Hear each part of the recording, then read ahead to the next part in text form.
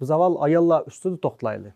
Ayollar qandaq shaklda, qandaq usullarda muhabbet his qildi, natijada ularning muhabbetchiligi liqlandi.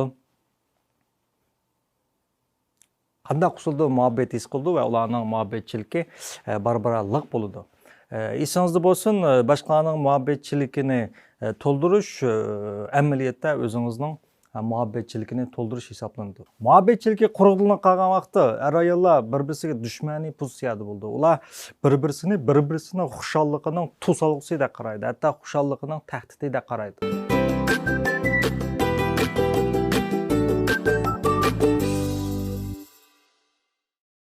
Sırdashish. Sırdashish insonlar uchun intayin muhim bo'lgan, ham insonlarga xos bo'lgan bir xil muhabbet yetkish usuli. Sırdashish bilan paranglish o'tirisida farq bo'ldi. Gap qilish o'tirisi farq bo'ldi. Kishilar ko'pincha paranglashadi, sirdashmaydi. Paranglashish nimani maqsad qildi? Paranglashish ko'pincha vaqtlarda kishilarning bir-birisiga ojiz emas, kuchli ekanligini, baxtsiz emas, baxtli ekanligini, nomrod emas, boy ekanligini, nachar odam emas, yaxshi odam ekanligini, bilimsiz emas, bilimli ekanligini ko'z uchun bo'ladi. Shunga nurg'un vaqtlarda odamlar o'rtasidagi paranglar bir-birisiga ayvi qilish usuli bo'lib, bir-birisida besim paydo qildi. Sirdashish o'xshamaydi. Sirdashish degan nima? Sirdashish deganimiz qalbining eng yushrin qatlamlaridagi hech kimga deyilmaydigan, deyishdan nomus qilgan gaplarini deyish. Sirdashish deganimiz uni doim bearam qiladigan nozik hissiyotlarni dal joyida tasvirlab berish. Sirdashish deganimiz o'zining qalb tugullarini deyish orqali o'zini va o'zgini rohatlantirish deganlik. Sirdashish mundaqcha aytganda insonlar uchun eng yaxshi bir dori hisoblanadi. Nurg'un vaqtlarda odamlar qalbidagi bu nozik yerlarni, bearamchiliklarni kishilarga dab berishni qo'rqadi, chunki bu vaqtda qarshi tarafning uni yaratmasligidan ansiraydi. Albatta bu xil qo'rqishni to'g'ri tushunishga bo'ladi. Biroq uningda kichikgina zarrachilik jur'at orqali sirdashishni iborat bu go'zal harakat orqali o'zining qalbidagi kishilar deyishdan nomus qiladigan, qo'rqadigan bu xil hissiyotlarni, bu xil gaplarni deb bergan vaqtda albatta u mo'jiz xarakterli go'zal natijalarga erishadi. Bu jihatda ayollar erlar qaraganda bir qadar aktiv bo'ldi. Ayollar sirdashishni yaxshi ko'rdi. Chunki ular sirdashishning foydasini ko'rdi. Ular sirdashishning odamlarga rohat qildiganligini biladi. O doim o'zining yaxshi ko'rgan odamining uning bilan sirdashishini umid qildi. Biroq erlarchi, erlarning butun diqqati kuchli odam, hech kim tayanmaydigan odam, hammani o'z bartaraf qila oladigan odam obrazini yaratishda bo'ladi. Ularning butun diqqati mush obrazda bo'lganligi uchun sirdashishdan iborat bu harakat ularning bu xil yaratmoqchi bo'lgan obrazga tahdid paydo qildi. Natijada ular qarshi tarafdan sirdashishni rad qiladi.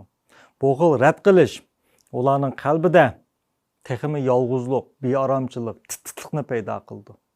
Bunda chiqib aytgan vaqtda sirdashish erlar uchun bir xil ojizlik hisoblanadi. U o'zining qalb sirlarini, qalb tugullarini qarshi taraf degan vaqtda qarshi tarafning uni ko'zga ilmay qilishdan ansiraydi.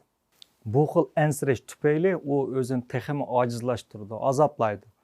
Faqat intayin kuchli, pishbitilgan erlarlar bu xil sirdashishni bo'libmi o'zi yaxshi ko'rgan odamga bu xil qalb sirlarini deb berishning naqadar muhim ekanligini, o'zini qarshi tarafdimi nihoyat go'zal hissiyotlarga ega qila oladiganligini bilmaydi. Men sizlarga psixologiyadagi intayin oddiy bir maxfiyatlikni deb beray. Odam o'zining qalbidagi pasif hissiyot va pasif xiyollarni aynan shu bo'yicha rost, jonliq tasvirlab beradigan aman bu pasif xiyol va pasif hissiyotlar o'zligidan g'oyib bo'ldi. Yoki zo'r darajada ozaydi. Sirdashish ikki tarafni zo'r darajada bexatar tuyg'u ega qilib, bulardagi yolg'izlikni zo'r darajada azaytadi. O'tganda men ishxon kelsam, ishxonning uduldagi ishxon degan shundoq o'ngtay, shu o'rindiqlar oyoqda vayron bo'lib ketdi. Shundan baladan so'sam, bizning udlimizda bir ishxonda bir bal bordi. Bu yangi to'y qilmoqchi bo'lgan qiz do'stlar qattiq urishibdi. Urishgandimi dahshat urishibdi. Endi bular o'rtasidagi asosliq janjal nima desa, bu shu telefon tekshirish, sen nima ish qilding, hokim, nima ish bo'lsang gap qildim mana shu. Haddan ziyoda sog'lom bo'lmagan kunlash. Men bu balalarni paranglashdim. Paranglashgandan keyin men bunga mushkil yo'lni ko'rsatdim. Manga deyishimning hojati yo'q, ammo qarshi tarafga sening nemish bunday qildiganligingni tasvirlab berganman, bu tugaydi dedim. Keyin bu bala diyemmidi buni. Ammo bir ikki haftadan keyin bu balani aytdi. Bir mas'uliyat qilib bu qiz do'stiga o'zining mushkil hissiyotlarini, pasib xiyollarini degan, ya'ni o qiz do'stiga men o'zimni nihoyatda iqtidorsiz his qilaman. Amaliyotda u iqtidorlik. Sizning iqtidorlik his qilish, his qilmasligingizning sizning iqtidoringizga munosabati yo'q. Balalardagi yolg'izlik his qilish, his qilmaslik bilan ota-onasining uning hamroh bo'lishining munosabati yo'q. Nurg'un iqtidorli odam o'zini tabiiy iqtidorsiz o'ylaydi. Ya'ni nurg'un chiroyli qizlar bor. Ular o'zini shundoq ko'rimsiz sat o'ylaydi. Uning o'zini ko'rimsiz sat o'ylashining uning chiroyi bilan munosabati yo'q. U yangi bir xil hissiyot.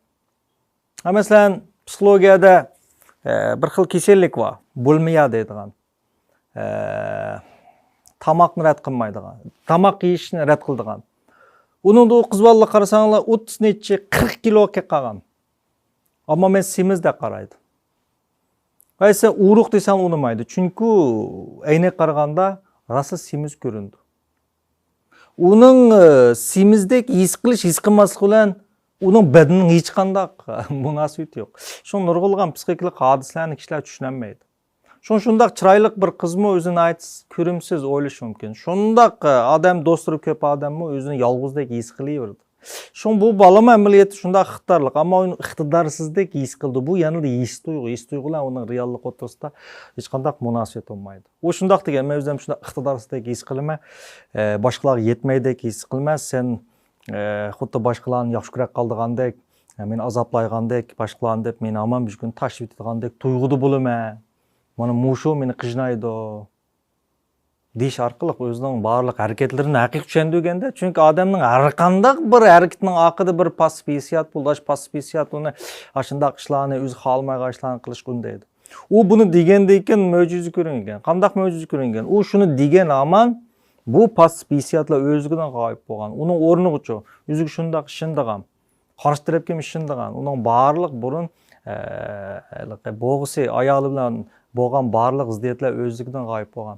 Suyimli saboqdoshlar, bu o'zi intayin oddiy bo'lgan, ammo natijasi oddiy bo'lmaydigan bir psixikalik davolash hisoblanadi suyimli saboqdoshlar. Shunga ko'p sirdishliga odam bir umr psixik doktorga muhtoj bo'lmaydi. Balkim doktorga ham muhtoj bo'lmaydi. Haqiqiy kuchli erlarni sirdasha oladi yoki sirdashganda kuchlanib ketadi. Siz ba'zi odamlarning shunday kamso'zligini his qilasiz. Siz uni kamso'z parangiz xohlamaydi deb qaraysiz, dal aks. Kamso'z odam eng ko'p paranglashni yaxshi ko'rdi. Sirdishni xohlamagan inson bo'lmaydi. U faqat haqiqiy sirdishga loyiq odam topolmayman deb qaraydi. Albatta sirdishni o'zingizdan boshlaysiz. Chunki siz o'zingizning qalb tugillarini qarshi tarafga degan vaqtda qarshi taraf mislsiz sizni yaqin odamdek ko'rdi. Eng yaqin odamdek ko'rdi. Bu xil yaqinlik uningmi qalb sirlarini sizga deb berishga madad bo'ldi. Esingizda bo'lsin. Demek sirdishish ayollarning bak cho'ng muhabbet televizyon saboqdoshlar. Bir qatimliq sirdishish ayollarning muhabbetchiligini bir qatim to'ldirdi. Bu bir qatimliq to'ldirish erlarning muhabbetchiligini bir qatim to'ldirdi. Natijada bu bir qatimliq to'ldirish ayollarda shundoq ozodlikni, ayollarda shundoq bexatarlik tuyg'usini, erlarda bo'lsa yeniklashni paydo qildi.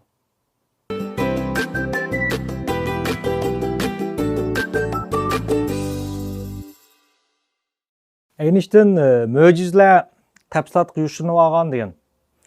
Bu gapni menimcha erlar qaragan ayollar bekrak tushundi. Chunki ayollar o'zi yaxshi ko'radigan odam to'g'risidagi barliq tafsilotlarni intan yodda tutib oldi. Uning egizligi, qancha nomerlik oyoq kiydi, qancha nomerlik ishton kiydi, uning tug'ilgan kuni qachon, to'y qilgan kun qachon, qatorliq ushshoq tafsilotlarni intayin esda tutib oldi. O'zi yaxshi ko'rgan odamning. Chunki o'zi yaxshi ko'rgan odam intayin muhim deb qaraydi. Muhim odamlarning tafsiloti uning qalbida tabiiy qoldi. Albatta bu ayollarning bir xil muhabbet tili bo'lganligi uchun u albatta qarshi tarafdan xuddi mushunga o'xshab o'zining tafsilotlariga diqqat qilishni, o'zining qanday ranglarni yaxshi ko'rdi, qanday tomoqlarni yaxshi ko'rdi, uning tug'ilgan kuni qachon, qatorliq ushshoq tafsilotlarni bilishni to'liq orzu qildi. Agar qarshi taraf rostli u to'g'risidagi mana shunday atalmish ushshoq tafsilotlarni, ushshoq uchurlarni deb bersa, yo tutib ola olsa, albatta ayollar acayip muhabbet his qila oladi. Biroq afsus, baxtga qarshi erlar uchun aytganda bundaq narsalar intan ushshaq tushak narsalar bo'lib, erlarning dunyosida bu Allohning muhimligini yo'qotgan ma'nisiz narsalar hisoblanadi. Ammo bu erlar uchun intan kichik, ma'nisi yo'q, muhim bo'lmagan bu ishlar ayollar uchun intan muhim hisoblanadi savaqtashlar. Faqat aqlli erlarlar ayollardagi bu xil muhabbet tilini tushundi. Buningga ko'p pul ketmaydi, ko'p vaqt ketmaydi, ko'p kuch ketmaydi. Faqat xolash va kichkina aql va bilim ketadi.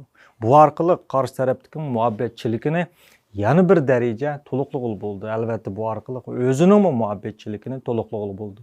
Ayollarning ikinci muhabbet tili dal tafsilotlarga diqqat qilish.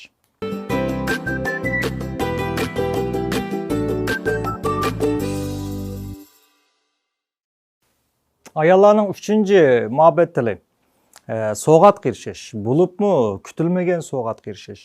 Ayollar so'g'at kirishgan vaqtda o'zini to'limi baxtli his qildi. Bu xil baxtli his qilishmi amaliyoti bularning muhabbetchiligining ma'lum darajada to'lg'anligidan derak berdi. So'g'at nemish muhim bo'ldi? So'g'atning psixikalik ma'nisi sen doim mening ko'nglimda bor degan uchurni vositalik yetkazib berish bo'ldi.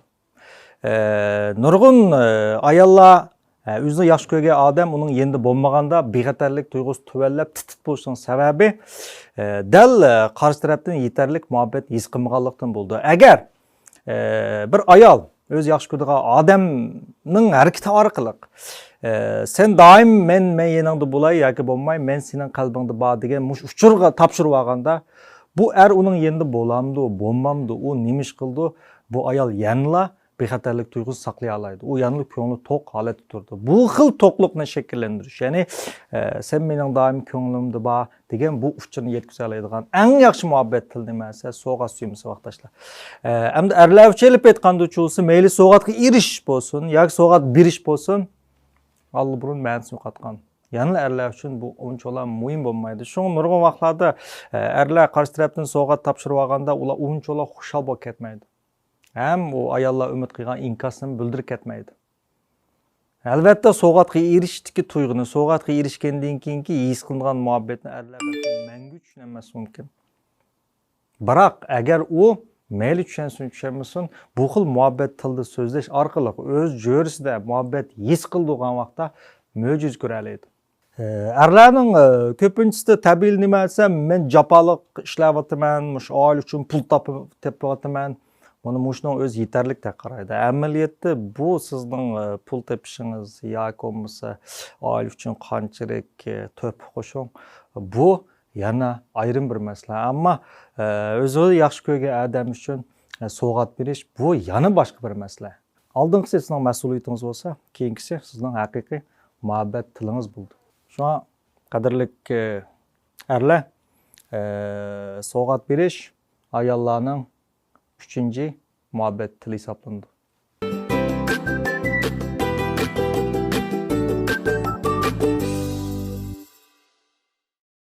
Ayollarning to'rtinchi muhabbet tili erkiltish. Har qanday bir ayolning ichida bir kichik qiz bo'ladi. Bu qiz mangu mehr muhabbetga qanmagan holat turdi. O'zining qalbidan iborat qalasida daim bir mo'jizaning yuz berishini saqlab o'tirdi. Mayli 18 yoshli qiz bo'lsin, yoki 80 yoshli mo'may bo'lsin, mayli issiq ko'rinsin, sovuq ko'rinsin, yoki kamsiz yoki ko't-ko't bo'lsin. Bu ayolning ichida erkilashni yaxshi ko'rmaydigan birmi ayol bo'lmaydi. Biroq hamma ayol erkilanmaydi. Chunki hamma ayol erkiltishga muyassar bo'lolmaydi. Ayollar o'tirishga nurg'un ziddiyatlar to'g'ri bilan xato o'tirishsiz bo'lmaydi yo'ldoshlar. Balki ikki to'g'ri o'tirishida bo'ladi. Xato bilan to'g'ri o'tirishga ziddiyat hamon hal bo'ldi, ammo ikki to'g'ri o'tirishga ziddiyat mangu hal bo'lmaydi.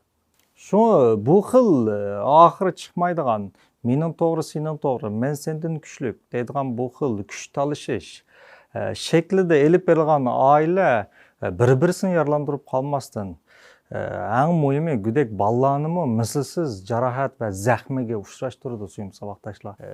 Biz hammamiz bilamiz, garchi yetarlik bilmagan bo'lsak-mu, yana erlar yetarlik his qilmagan bo'lsa-mu, yana biz uni ancha-muncha anglab qoldikki, ayollar tug'ma hissiyotchan maxluq hisoblanadi. Ular qandaqdir erlarning falsafasi yoki bo'lmasa ularning dabdablik so'zlari yoki mening to'g'ri sening xato shaklidagi qoyil qilish muhtoj emas savoqdoshlar. Ular balkim oddiy bir erkiltish, oddiy bir quchoqlash, balkim oilaga nurg'un ziddiyatlarni hal qila olishi mumkin. Chunki ayollar faqat o'zi haqiqiy yaxshi ko'rgan odamgina erkilaydi. Hem o'zi yaxshi ko'rgan odam tarafidan erkiltishni shunchalik orzu qildi. Ayollar qancha erkiltishga erishgan sari ular shuncha o'moq go'zal bo'lib ketadi. Bir ayoldan butun dunyodagi hamma ayolning simasini topqil bo'ldi. Butun ayollarning go'zalligini topqil bo'ldi. U qancha xushal, qancha echilgan sir, xuddi gul echilgandek intan go'zal bo'lib ketadi. Bu xil go'zallikdan albatta o'zi huzurlandi. Biroq u huzurlanish uchun ayollardan iborat bu itik gulni avval echildirish kerak. Bu xil echildirishni eng oddiy usul nimasi? Erkiltish. Suyimli vaqtdoshlar. Kichik qizni erkilatgandek erkiltish.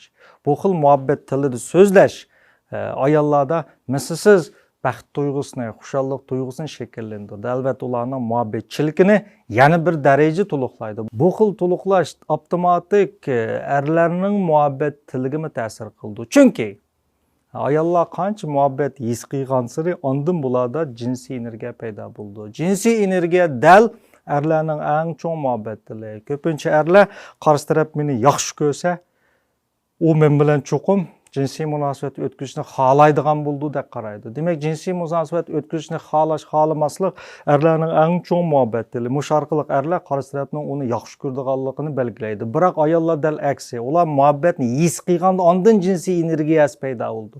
Bu nuqtaga aytganda erlarning ayollarning muhabbatchiligini to'ldirish amaliyoti nimasi? O'zining muhabbatchiligini to'ldirish hisoblanadi.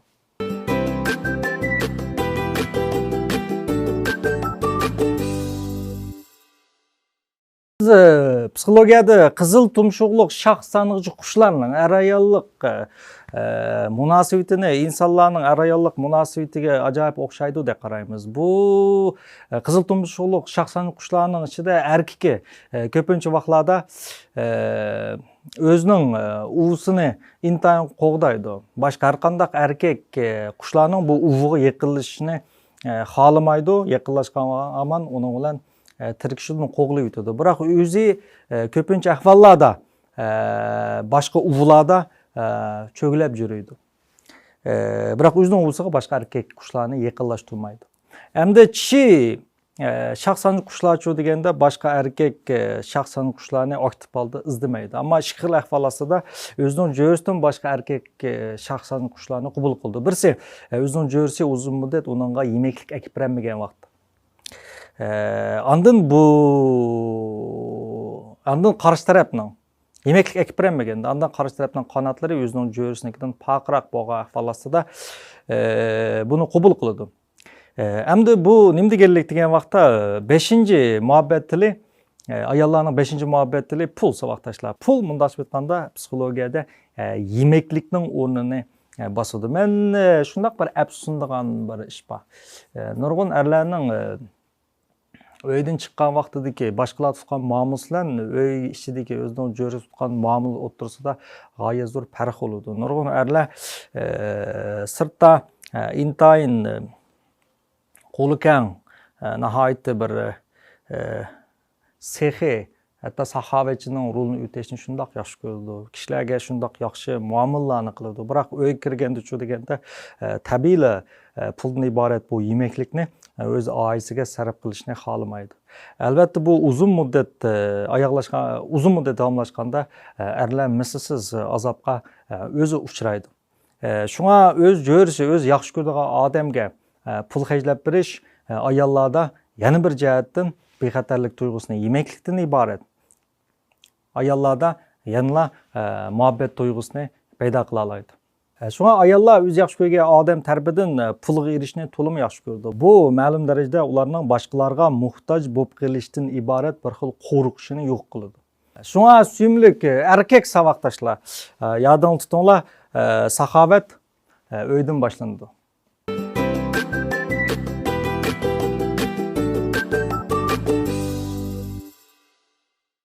Ayollarning 6-muhabbet tili itirofga erishish. Albatta itirofga erishish ayollarning o'rtaq muhabbet tili. Biroq itirofga qilinish nuqtasi o'xshamaydi. Esingda bo'lsin, ayollar erlar uchun yasalmaydi. Ayollar boshqa ayollar uchunmi yasandi? Mundaqcha aytganda, u boshqa ayollardan tuvarak turib qilishni qat'iy xohlamaydi. Bu ayollardagi va shundaqla erlardagi ma'lum shuhratparastlik ehtiyojini tushundirdi. Shu tufayli ayollar o'z yaxshi ko'rgan odamning uni birga sayohatga elib chiqishni, faoliyatlarga birga berishni, eng muhimi boshqalar oldida o'zini e'tirof qilishni, ham shundaqla boshqalar oldida o'zining yaxshi ko'radiganligini har xil shaklda ifodalashni to'liq orzu qiladi. Bu albatta boshqalarga o'zini yaxshi ko'radigan bir odamning borlig'ini ifodalashdagi muhim bir muhabbat tili hisoblanadi, sevimli savatdoshlar. Ammo ko'pincha erlar bunday qilishni yaxshi ko'rmaydi. Bizning yaxshi ko'rmaydi degan gapimizning ko'pinchasini biz qo'rqaydi deganga almashtirsak bo'laverdi. Şu nurg'un odamlar amaliyotda yaxshi ko'rmayman degan narsalar, qilishni yaxshi ko'rmaydigan ishlardan asli qilishdan qo'rqadigan ishlar hisoblanadi. Erlar bu xil usulni bir xil ojizlik, yumshoqlik deb qaraydi. Albatta bu faqat ahmoq kishilarning ko'z qarashi. Albatta bu xil muhabbat til so'zlash erlarni mislsiz rohatga ega qildi.